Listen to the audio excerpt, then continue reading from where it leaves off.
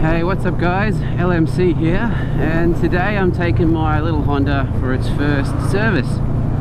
So I've had it for a little bit over a month now. I've done about 1200 Ks on it, and it's time for its break-in service. I'm pretty keen to have this done because I've been babying it like hell since I got it. I haven't even hit redline yet, and that was part of the dealership sort of said, you know, take it easy, keep it off redline for the break-in period. I read lots of stuff online about whether or not you really need to do that. Lots of people were like, oh no, don't worry about it, you know, a hard break-in's a good break-in. But the dealership said no, keep it below redline, so that's what I've been doing. But after today I should be able to have a bit more fun with it, which I'm really looking forward to. So they said they'd give me a loaner bike, so I'm heading out there to see if that's the case. I have no idea what they're going to give me, but I'll probably put it in the description, or I'll probably incorporate it as part of the name of this video. So if you're watching this on YouTube, you'll know the bike I'm going to get before I do. So there you go. I'm out here riding with my mate. We're going to go and get a coffee after I drop the bike off and get the loaner bike, and then I'll show you what the loaner bike is. We'll go for a bit of a ride, and yeah, it's a nice morning. Alrighty, here we go guys. This is what they've given me. Hope you can see it. This is a Suzuki Bandit 250. Bit of a relic, but it's cool. I'm really looking forward to having a bit of a test ride of this because it just looks old and clapped out, but who cares? Alrighty, so I have no idea how old this is. They tell me it's done like 80,000 kilometers. God knows if it's even safe, but oh well, let's go. Let's have a bit of fun.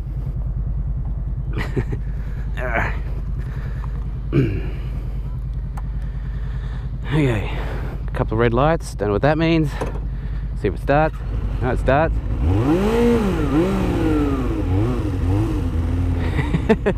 Oh, these mirrors. Wow. Alright, they don't even really stay in place. Well, they work, I guess.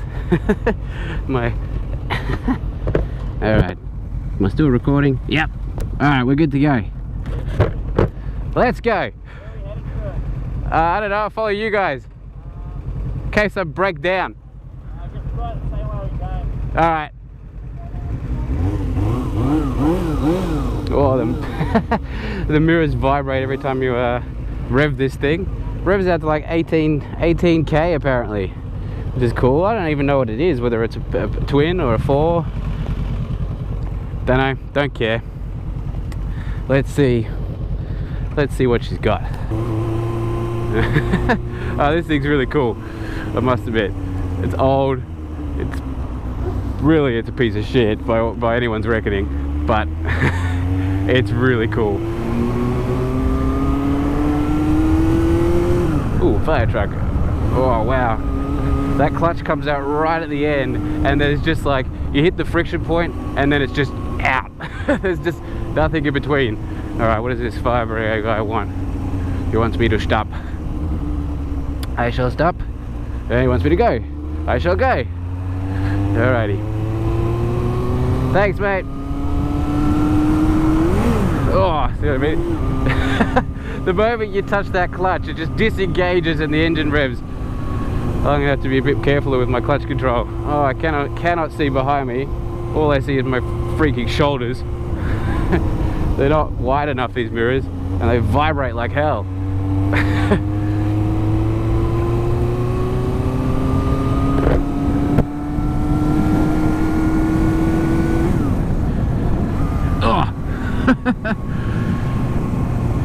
So it's so different to my bike because my clutch, the friction point on my clutch is kind of like, it's not quite halfway, it's closer to being sort of 60% out.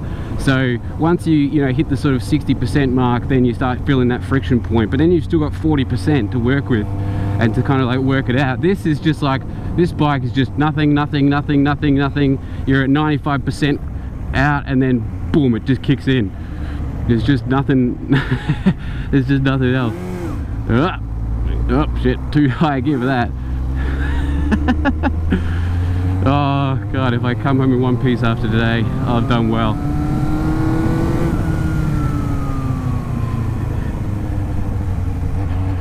It's different. It's funny that obviously I've only ever had my bike, so it's funny riding a bike that revs so hard.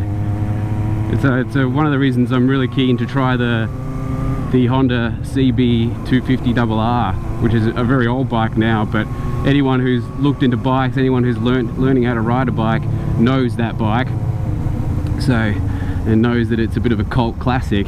And the reason it's so popular is because it has this tiny little 4-cylinder engine that can rev all the way out to, like, you know, like this one. So this is a similar kind of arrangement where it just revs and revs and revs and revs.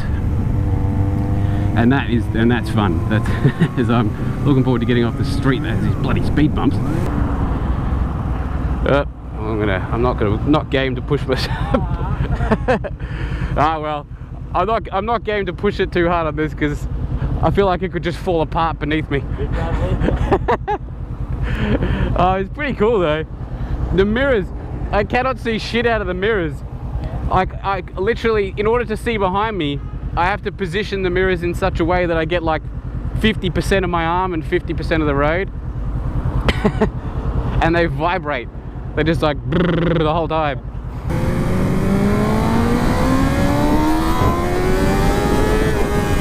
Oh, wow. Alright, so it's got a bit of power once you spool it up. Wow. I did not expect that. I did not expect that at all. It's got nothing before like 6,000 revs. When you're below 6,000 revs, it's just gutless, totally gutless little machine. And then once it cracks over 8 or 10, it just pulls. Holy shit. That was so much fun. That's amazing. It's such a different feeling to my bike. With my bike, with the, you know, the 500cc parallel twin, it just you know, you get all the torque and all the power right at the start, and then it actually, I mean, then it actually loses it basically loses its guts after you get up over sort of 7,000 revs, 6,000 or 7,000 revs. You notice that the power just troughs and you lose most of it. This one, the bike, that's the exact opposite is true of this bike. Once you smash it up over 8 or 10,000 revs, you just feel it pull and pull. Ah! It's going to take me such a long time to get used to the clutch on this thing.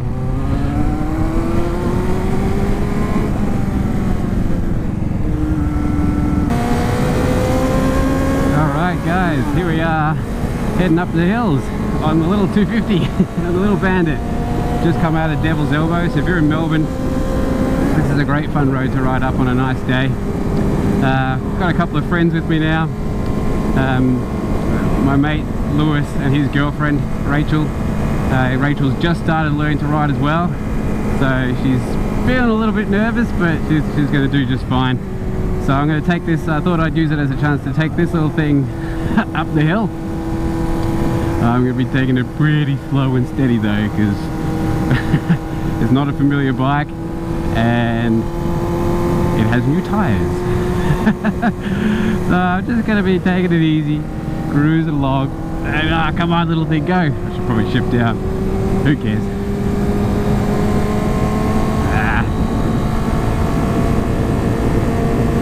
Oh, it's struggling. Oh, here comes the torque. Here comes the torque. A little bit. Oh god, this thing is not very powerful. But doesn't matter. It is fun. Come on. Come on. Oh, there it is. It's got nothing. It's just like I've just got the throttle totally pinned there. See, look, totally open. Nothing. I've got the throttle all the way open. Nothing. Shift down. Ah, come on. Oh.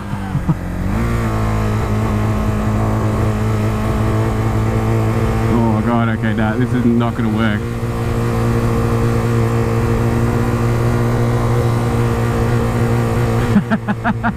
I think it's going to die on us. It's not going to get us there. It's not going to get us there. Come on. Oh, that's first gear too. Alright, I got nothing. Oh shit, I'm on a con.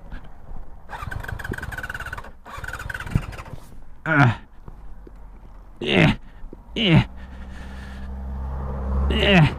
Come on, let's get off the road. This is such a bad place to get stuck. Nothing.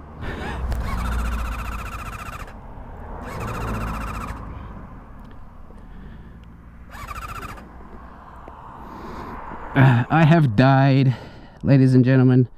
I have died. I have died. Totally died. I'm on the side of a corner.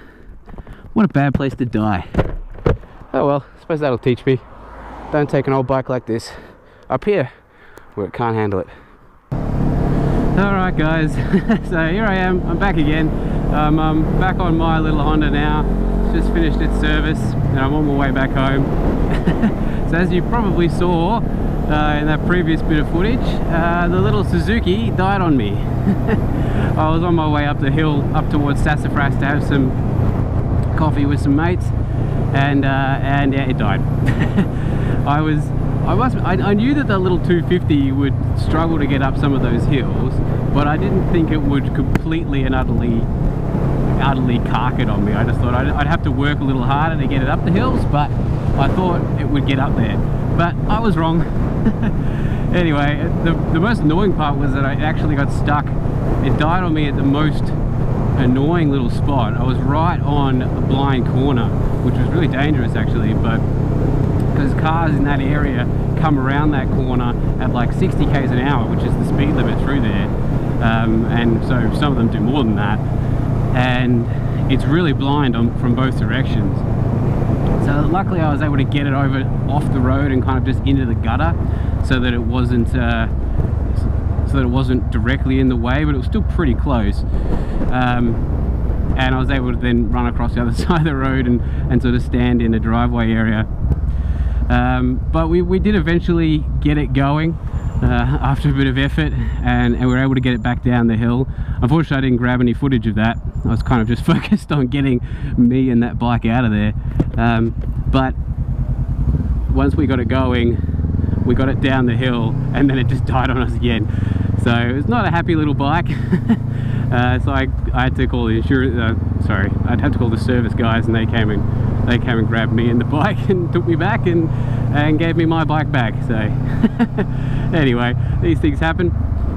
Anyway, so I hope you enjoyed that little sort of short burst of the Suzuki 250 Bandit. It was a hell of a fun little bike to ride, to be honest, even though it was old and obviously clapped out and probably not even that safe. But it was fun to have a go on. It was especially fun to try an engine that could rev that high, because this engine, the parallel twin engine on my Honda only revs out to like sort of 8.5 before it runs out. Obviously that's by design, it's part of the engine, but that little 250cc inline 4 could just carry on forever. It was awesome fun. And yeah. Anyway, I'm going to cut the video here now. I'm on my way home to finish off some work that I didn't get done, because this basically took up my whole morning. So I hope you enjoyed the content. If you want to see more, remember to subscribe and to stay tuned. I'm going to do a couple of videos on a couple other bikes very soon, so that's coming up. But until then, I'll see you guys in the next video. See ya!